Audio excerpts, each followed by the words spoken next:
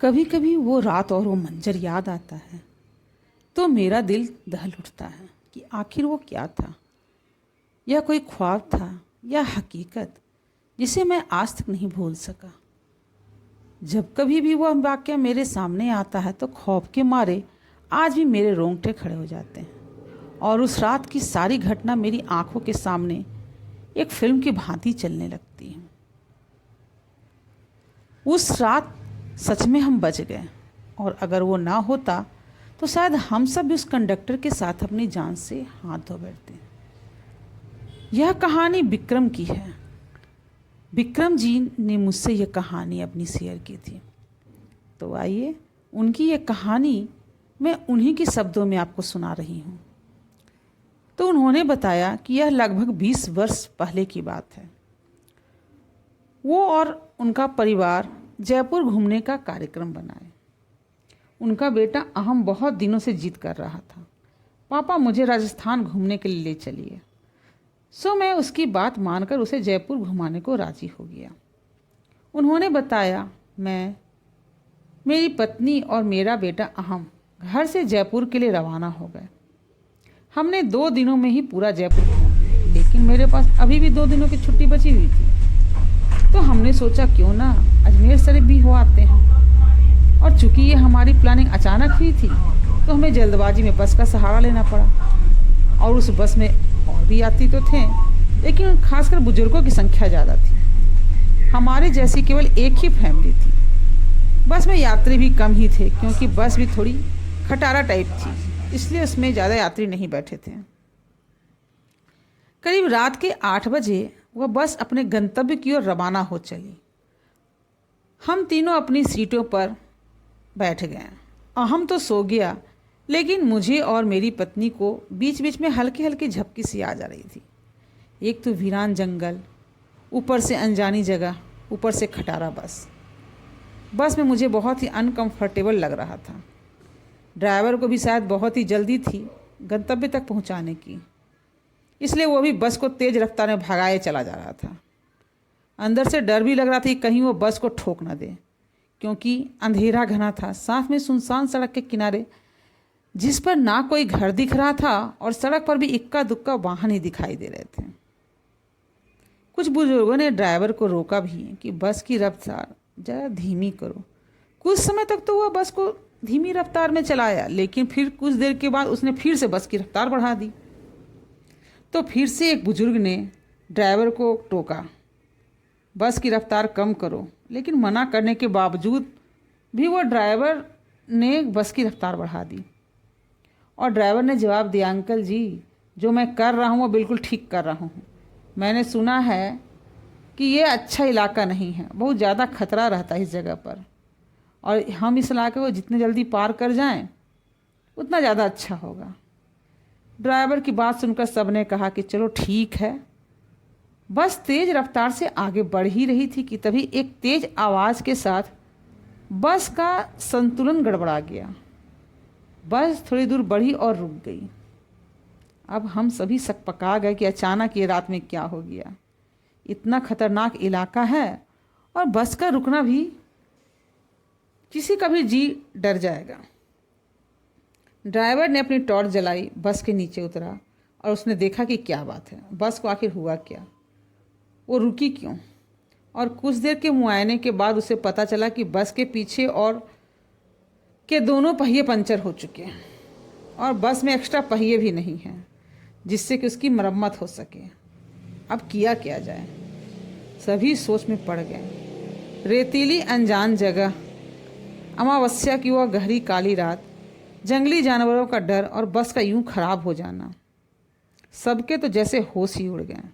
अब क्या करें क्या ना करें, किसी के कुछ समझ में नहीं आ रहा। तभी कंडक्टर को थोड़ी दूर पर एक रोशनी दिखाई दी। उसने कहा कि देखो वहाँ थोड़ी दूर पर रोशनी दिखाई दे रही है, हो सकता है कि वहाँ पर कोई गांव हो, चलो हम सब वहाँ चलते हैं, शायद रात भर के लिए कोई सुरक्षित जगह मिल जाए। और अगर कोठरी भी मिल जाएगी तो सब हम लोग वहाँ केवल बैठकर ही रात गुजार लेंगे। सभी लोग बस के कंडक्टर की बातों से सहमत हो गए। सब ने अपना अपना सामान उठाया और चल पड़े। जैसे ही वह सब उस रोशनी के नज़दीक पहुँचे तो हमें एक बड़ी सी कोठरी दिखाई दी, जिसे देखने में लग रहा था कि वहाँ कोई पुरानी सराय है जहाँ भूले भटके मुसाफिर रुकते होंगे। तभी कोठरी के दरवाजे के बाहर हम सब खड़े हो गए। ड्राइवर ने हिम्मत करके दरवाजे की सांकल खटखटाई। एक बहुत ही बूढ़े व्यक्ति ने दरवाज़ा खोला। उनके सिर पर एक बड़ी सी पगड़ी थी, गले में पुराने ज़माने का कोई आभूषण था, कानों में भी कुंडल पहन रखे थे उन्होंने। कुर्ते के ऊपर उन्होंने एक सदरी पहन रखी थी, कमर में धोती, पैरों में पुराने ज़माने की ऊँट के चमड़े की जो बनी हुई मोजड़ी होती है ना, वो पहन रखी थी, और हाथ में एक बड़ा सा लठ ले रखा था। वो और उनका पहनावा ही बहुत अजीब लग रहा था। तभी कंडक्टर ने बड़ी हिम्मत करके पूछा, ताऊसा, बस पंचर हो गई है। हम सबको रात गुजारने के लिए अगर आपकी कोठरी में थोड़ी सी जगह मिल जाती तो बड़ी कृपा होती। उस कोठरी के मालिक से उन्होंने कहा तो वो मालिक बोले, डरने की कोई ज़रूरत ना है, यह सराय तो मैंने भूले भटके मुसाफिरों की मदद करने के लिए ही बनाई है। मैं चौधरी सुमेर सिंह और महारी घरवाली धन्नो ही मुसाफिरों का ख्याल रखते हैं। आप सब लोग भीतर पधारो, जो हम दोनों से बन पड़ेगा आपकी मदद करेंगे। कंडक्टर बोला, बहुत बहुत धन्यवाद ताऊसा, जो आपने हमारी इस अनजान जगह में भी मदद कर दी। इस पर चौधरी सुमेर सिंह बोले, इसमें धन्यवाद की क्या बात है, ये तो मेरा फ़र्ज़ है। हमारे को बड़ी खुशी है जो आप लोग हमारे यहाँ पधारे। ये रहा पानी से भरा मटका, यह बड़ी सी डलिया जिसमें पूरियाँ रखी हैं, और उस बड़ी सी बटलोही में आलू की तरकारी होगी। ये रहे पत्तल, और आप सब अपना खाना परोस लीजिए। महिलाएं धन्नों के पास चली जाएं और पुरुष मेरे साथ आ जाएं।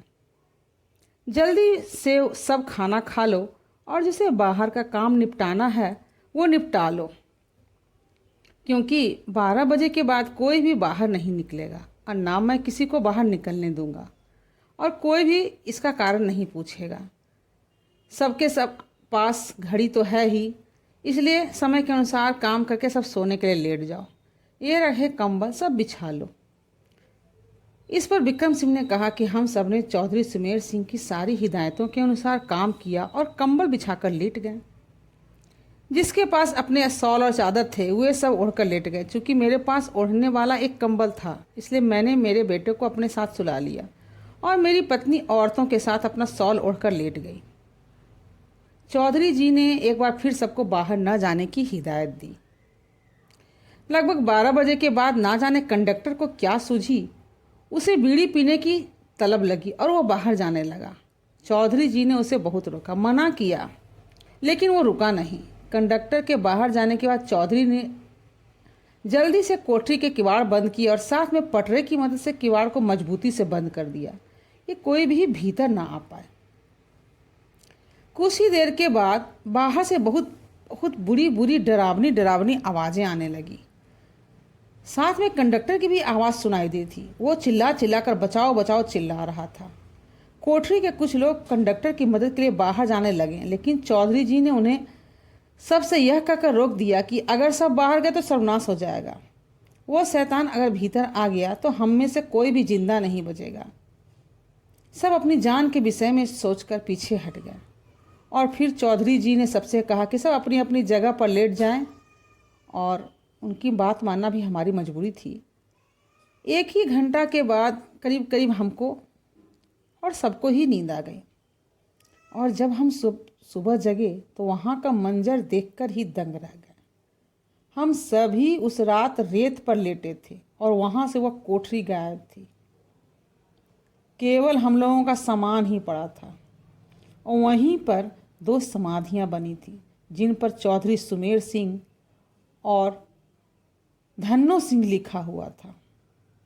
हम सब यह देखकर हैरान थे कि आखिर रात को जो हुआ वो ख्वाब था या हकीकत। तभी वहाँ से एक चरवाहा अपनी भेड़ों के साथ निकला। उसको हम लोगों ने सारी बात बताई तो उसने बताया कि यहाँ बहुत समय पहले एक सराय हुआ करती थी, जिसकी रखवाली चौधरी सुमेर सिंह और उनकी पत्नी धन्नो किया करते थे। उन दोनों के सहवास के बाद आज भी उनकी आत्माएं भटके व मुसाफिर की मदद करने आती हैं।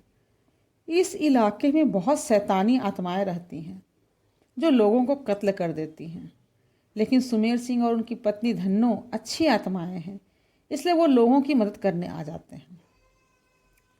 इतना कहकर चरवाहा तो वहाँ से चला गया, लेकिन हम सबके मुंह और आंखें खुली की खुली रह गई।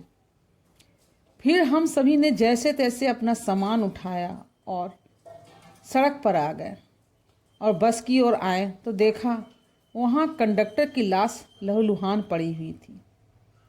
यह सब देखकर हमारा दिल दहल उठा। थोड़ी ही देर के इंतज़ार के बाद वहाँ से एक दूसरी बस गुजरी और हम सभी उस बस में बैठकर अपने गंतव्य को रवाना हो गए।